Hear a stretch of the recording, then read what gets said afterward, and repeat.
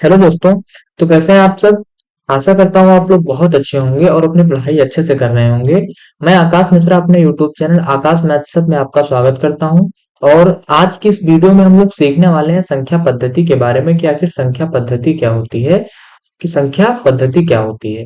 तो बिना देरी किए हम अपने क्लास को स्टार्ट करते हैं और समझते हैं कि संख्या पद्धति क्या होती है।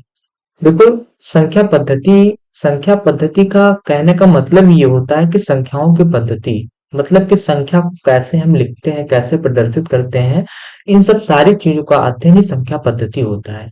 अब देखो संख्या क्या होती है। देखो, जो हमारे गणितज्ञ थे उन्होंने जो नंबर्स खोजे वो 10 खोजे। कौन कौन से खोजे? पहला आपका आता है 0, 1, 2, 3, 4, 5, 6, 7, 8 और 9। इन 10 संख्याओं को खोजा और इन्हें कहा कि यह एक संख्या है, यह एक नंबर है। और इन्हीं 10 संख्याओं को सही ढंग से लिखने के लिए, सही ढंग से प्रदर्शित करने के लिए, सुव्यवस्थित रूप देने के लिए एक नियम निकाला जिसको कहा कि यह एक संख्या पद्धति है। अब आशा करता हूं कि संख्या पद्धति आपको समझ में आ गई होगी कि संख्या पद्धति क्या है, संख्या पद्धति क्या है। फिर भी अगर आपको नहीं समझ में आई तो मैं एक एग्जांपल लेकर समझाता हूँ। जैसे आप हैं, आपका एक सिस्टम बना हुआ है। कौन सा सिस्टम बना हुआ है? कि आपको सुबह उठना है, उठने के बाद आपको स्कूल जाना है, स्कूल जाने के बाद स्कूल से घर आना है, घर से फिर कोचिंग जाना है, कोचिंग से फिर शाम को लौट कर आना है, लौट के फिर शाम को कुछ देर पढ़ना है और पढ़ने के बाद सो जाना है। कहने का मतलब ये हुआ कि आपका एक सिस्टम बना हुआ है। उसी प्रकार इन संख्याओं का भी एक सिस्टम बना हुआ है और इन संख्याओं के सिस्टम को ही हम लोग संख्या पद्धति कहते हैं।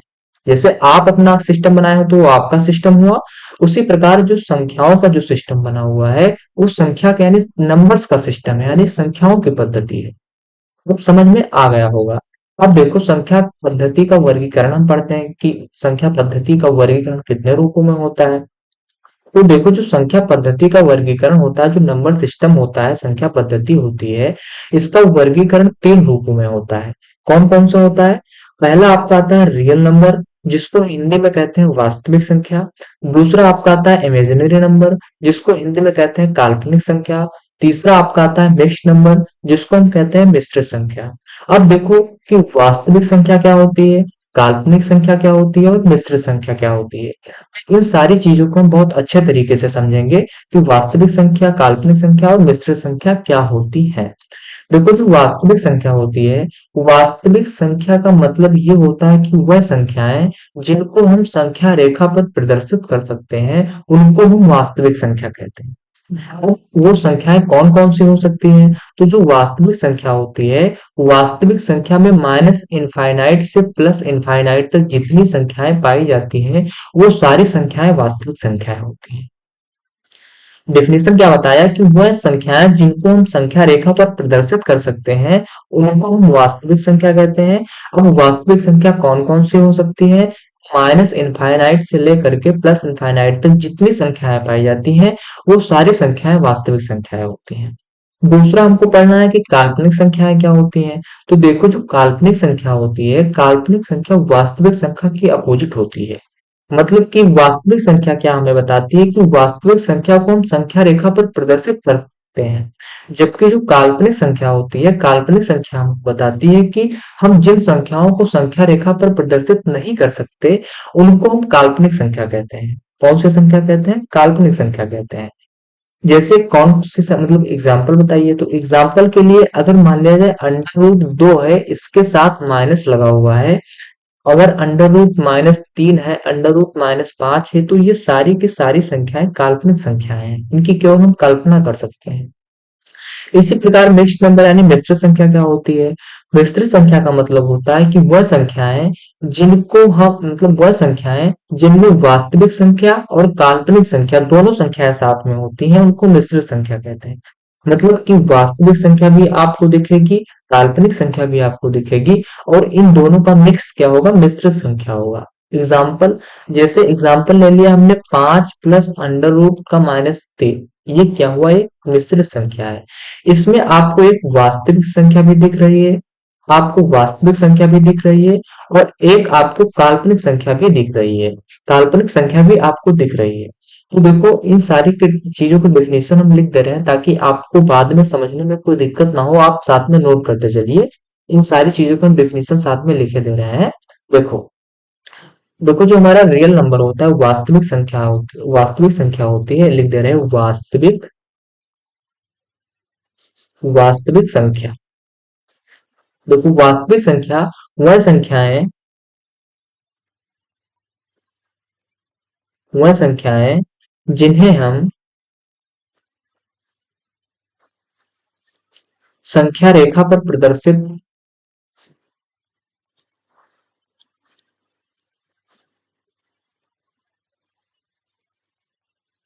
कर सकते हैं,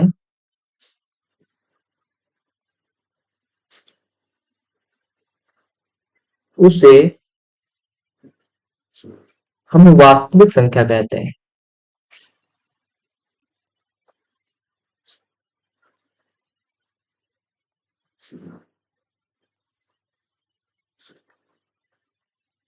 एग्जाम्पल के लिए 2 मिनट हम अपना पेन लगा दें।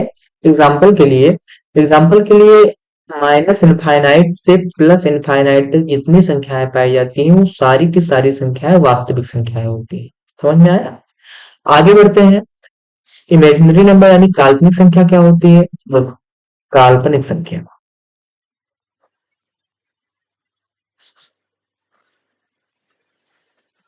काल्पनिक संख्या देखो इसका इसका अगर हम डेफिनेशन लिखेंगे तो वह संख्याएं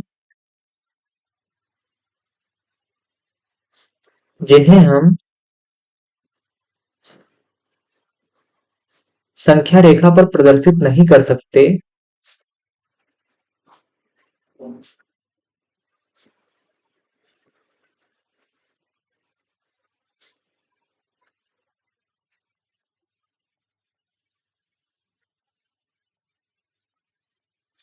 उन्हें हम काल्पनिक संख्या कहते हैं। उनको हम क्या कहते हैं? काल्पनिक संख्या कहते हैं। एग्जाम्पल देखें तो इसका एग्जाम्पल क्या होता है कि under root -3, under root -5, under root -का 7। तो ये सारी संख्याएं कौन सी संख्याएं हैं? ये सारी संख्याएं आपकी काल्पनिक संख्याएं हैं। देखो जो अंडर रूट -3 आपको दिख रहा है, अंडर रूट -5 आपको दिख रहा है, अंडर रूट -7 आपको दिख रहा है, इसको भी हम सॉल्व कर सकते हैं। तब 11th के मैथ में आपको बताया, जब आप 11th क्लास में पहुंचेंगे तो 11th के मैथ में आपको बताया जाएगा। उसमें एक चैप्टर है मिश्रित संख्याएं, जिसमें आपको काल्पनिक संख्या और मिश्रित संख्या को हल करने के बारे में बताया जाएगा। मैं आपको यहाँ पर वैसे बताया दे रहा हूँ कि कैसे हल होगा। देखो जो हमारे -√3 है, -√3 को अगर हम सॉल्व करेंगे तो इसको हम लिख सकते हैं 3i। यहाँ पर जो आई का मतलब होता है आयोटा। क्या मतलब होता है इसका? आयोटा। आई का मतलब होता है आयोटा। अंडर रूट -5 है, इसको लिख सकते हैं 5 आयोटा, 5i। अंडर रूट -7 आपको दिख रहा है, अंडर रूट -7 को हम लिख सकते हैं 7i। इसी प्रकार सारी संख्याओं को हम हल भी कर सकते हैं। लेकिन ये चीजें आपको यहाँ पर नहीं पढ़नी है। यहाँ पर केवल वास्तविक संख्याओं के बारे में ही पढ़ना है। ये सब बहुत हाई लेवल की चीजें हैं, आईआईटी वगैरह में आपको पढ़ाई जाएंगी। यहाँ पर आप ना पढ़े तो सही है। तो मैं काल्पनिक संख्या का एग्जांपल आपको समझ में आ गया होगा कि -3, अंडर रूट 3, -√5, -√7, ये सारी कौन सी संख्याएं हैं? इमेजिनरी नंबर है। देखो अब बात करते हैं नेक्स्ट नंबर की क्या होती है। नेक्स्ट नंबर का शायद हमने पेज नहीं ऐड किया है, तो आशा करता हूँ इसको आप नोट कर लिए होंगे। तो इसको मैं एरर कर यही पर कर दे रहा हूँ। देखो अब नेक्स्ट नंबर जो होता है, नेक्स्ट नंबर क्या होता है? वह संख्याएं,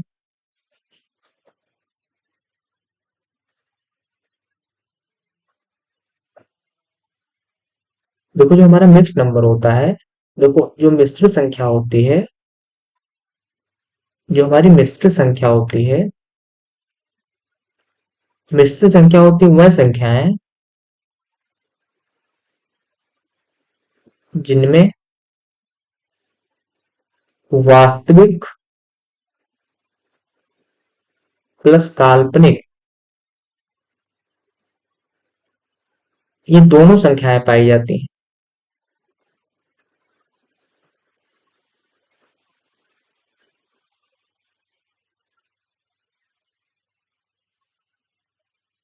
उन्हें हम क्या कहते हैं? उनको हम मिश्र संख्या कहते हैं। आप लोग लिख लीजिएगा, उन्हें हम मिश्र संख्या कहते हैं। Example, 5 + 3i। आई हम -3 को, -√3 को 3i में बदल दिए। 5 + 7i, ये सारी संख्या कौन सी संख्याएं हैं? इमेजिनरी नंबर यानी काल्पनिक संख्याएं हैं। देखो, इतनी चीजें हम लोग बहुत अच्छे तरीके से समझ गए हैं। तो आगे बढ़ते हैं कि हमारा जो रियल नंबर होता है, आखिर रियल नंबर कितने प्रकार के होते हैं, कौन कौन से होते हैं, इन सारी चीजों को पढ़ेंगे। और हमने पहले ही आपको बताया, ये सारी चीजें आपको यहाँ पे नहीं पढ़नी है, केवल आपको रियल नंबर के बारे में ही पढ़ना है। देखो, रियल नंबर का हमने आपको डिफिनेशन बताया कि वह संख्याएं जो संख्या रेखा पर प्रदर्शित हो सकती हैं, उनको हम वास्तविक संख्या कहते हैं। अब देखो, जो हमारा वास्तविक संख्या होती है, वास्तविक संख्या दो प्रकार की होती है। कौन कौन सी होती है? पहली आपकी आती है इंटीजर्स, जिसको हिंदी में कहते हैं पूर्णांक, और दूसरी आती है आपकी डेसिमल नंबर, जिसको हम कहते हैं दशमलव संख्याएं। कौन कौन सी? जो हमारी वास्तविक संख्या होती है, वास्तविक संख्या दो प्रकार की होती है। कौन कौन सी? पहली आपकी आ गई पूर्णांक, और दूसरी आपका आ गई दशमलव संख्याएं। अब देखो, हम यहाँ पर पहले पढ़ेंगे इंटीजर्स यानी पूर्णांक के बारे में, उसके बाद पढ़ेंगे डेसिमल यानी दशमलव संख्या क्या होती है। तो पहले हम इंटीजर्स यानी पूर्णांक के बारे में खूब अच्छे से पढ़ लें। तो देखो, जो हमारा इंटीजर्स होता है, जो हमारा पूर्णांक होता है, पूर्णांक का कहने का मतलब ही ये होता है कि पूर्ण अंक।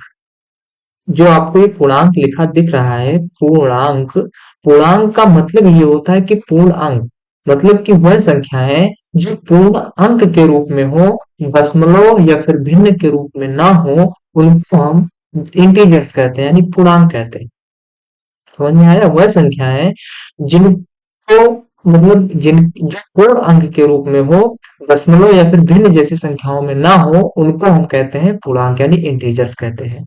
देखो, जो हमारा पूर्णांक होता है, पूर्णांक तीन प्रकार का होता है। कौन कौन से होते हैं? पहला आपका आता है निगेटिव पूर्णांक, मतलब निगेटिव इंटीजर्स। दूसरा आपका आता है जीरो इंटीजर्स, और तीसरा आपका आता है पॉजिटिव इंटीजर्स। हिंदी में कहेंगे, 2 मिनट हम लिख दे रहे हैं। हिंदी में देखेंगे तो हिंदी में क्या होता है कि ऋणात्मक पूर्णांक, ऋणात्मक पूर्णांक। दूसरा आपका आता है धनात्मक पूर्णांक,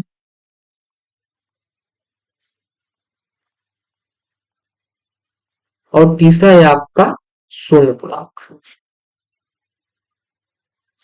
तो देखो, ऋणात्मक पूर्णांक क्या होता है, शून्य पूर्णांक क्या होता है, और धनात्मक पूर्णांक क्या होता है।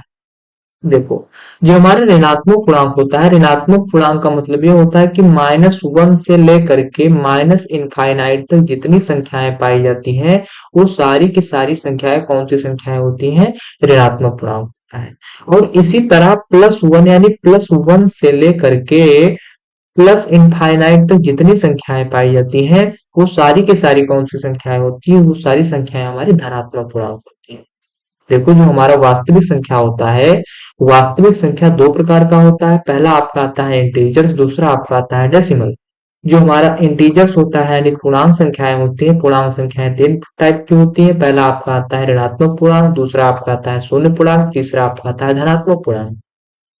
अब देखो, जो हमारा ऋणात्मक पूर्णांक होता है, ऋणात्मक पूर्णांक का कहने का मतलब होता है कि -1 से लेकर के माइनस इनफाइनाइट तक जितनी चीजें मतलब संख्याएं पाई जाती हैं, वो सारी की सारी संख्याएं ऋणात्मक पूर्णांक कहलाती हैं। उसी तरह +1 से लेकर के प्लस इनफाइनाइट तक जितनी संख्याएं पाई जाती हैं, वो सारी की सारी संख्याएं धनात्मक पूर्णांक कहलाती हैं। अब आप लोगों के मन में ये सवाल उठ रहा होगा कि -1 से लेकर के माइनस इनफाइनाइट तक जितनी संख्याएं पाई गई, वो सारी की सारी ऋणात्मक संख्याएं हो गई। उसी तरह +1 से लेकर के प्लस इनफाइनाइट तक जितनी संख्याएं पाई गई, वो सारी की सारी आपकी धनात्मक पूर्णांक संख्याएं हो गई। आखिर शून्य कौन सी संख्या है? तो देखो, ये क्वेश्चन एक बार 2021 में सीपीओ के एग्जाम में पूछा गया था कि बताइए शून्य एक कौन सी संख्या है, ऋणात्मक पूर्णांक संख्या है कि धनात्मक पूर्णांक संख्या है। तो मैं आपको बता दूं, देखो, जो हमारा शून्य पूर्णांक है, शून्य पूर्णांक ना तो धनात्मक पूर्णांक है और ना ही ऋणात्मक पूर्णांक है। ना तो ये धनात्मक पूर्णांक है और ना ही एक ऋणात्मक पूर्णांक है, यह एक केवल पूर्णांक है, केवल पूर्णांक है, शून्य पूर्णांक। समझ में आया? देखो, फिर एक बार मैं रिपीट कर दे रहा हूँ सारी की चीजें, सारी सारी चीजें मैं एरज करके अच्छे से बता दे रहा हूँ। फिर देखो, जो हमारा वास्तविक संख्या होती है, वास्तविक संख्या दो प्रकार की होती है। कौन कौन सी होती है? पहला आपका होता है इंटीजर्स, दूसरा होता है आपका दशमलव, दशमलव यानी डेसिमल नंबर। देखो जो हमारा डेसिमल नंबर होता है, डेसिमल नंबर के बारे में बाद में पढ़ेंगे, पहले हम इंटीजर्स के बारे में पढ़ लें। देखो जो हमारा इंटीजर्स होता है, इंटीजर्स तीन प्रकार के होते हैं। कौन कौन से होते हैं? पहला आपका आता है निगेटिव इंटीजर, दूसरा आपका आता है पॉजिटिव इंटीजर्स, तीसरा आपका आता है शून्य इंटीजर्स। अब देखो जो हमारा नेगेटिव इंटीजर्स क्या होता है? नेगेटिव इंटीजर्स मतलब कि -1 से लेकर के माइनस इनफाइनाइट तक जितनी संख्याएं पाई जाती हैं वो सारी की सारी आपकी नेगेटिव इंटीजर्स होती हैं। दूसरा हमने क्या पढ़ा कि प्लस वन से लेकर के प्लस इनफाइनाइट तक जितनी संख्याएं पाई जाती हैं वो सारी की सारी आपके पॉजिटिव इंटीजर्स कहलाती हैं। और शून्य एक खुद का शून्य पूर्णांक होता है, या ना तो नेगेटिव नेगेटिव इंटीजर्स होता है ना तो पॉजिटिव इंटीजर्स होता है। आशा करता हूँ आपको आज की क्लास में इतनी चीजें समझ में आ गई होंगी कि रियल नंबर क्या होता है, नंबर सिस्टम का वर्गीकरण कितने रूपों में हुआ है, रियल नंबर क्या होता है, इंटीजर्स क्या होता है, नेगेटिव इंटीजर्स क्या होता है, शून्य पूर्णांक क्या होता है, धनात्मक पूर्णांक क्या होता है। इन सारी चीजों को आप लोग बहुत अच्छे तरीके से समझ गए हो। कल की क्लास में हम लोग डेसिमल नंबर के बारे में पढ़ेंगे कि दशमलव संख्याएं क्या होती हैं, कितने प्रकार की होती हैं। इन सारी चीजों को कल की क्लास में पढ़ेंगे। और अगर आपको ये क्लास अच्छी लगी हो तो आप लोग लाइक कमेंट एंड शेयर कीजिए, ज्यादा से ज्यादा शेयर कीजिए। और कल की क्लास को देखना ना भूलें, क्योंकि कल की क्लास में हम आप लोगों को बताएंगे डेसिमल नंबर यानी दशमलव संख्याएं के बारे में, कि आखिर दशमलव संख्याएं क्या होती हैं। तो इसके आज की क्लास यहीं पर हम विराम देते हैं और कल की क्लास में मिलते हैं कल शाम 7 बजे। धन्यवाद।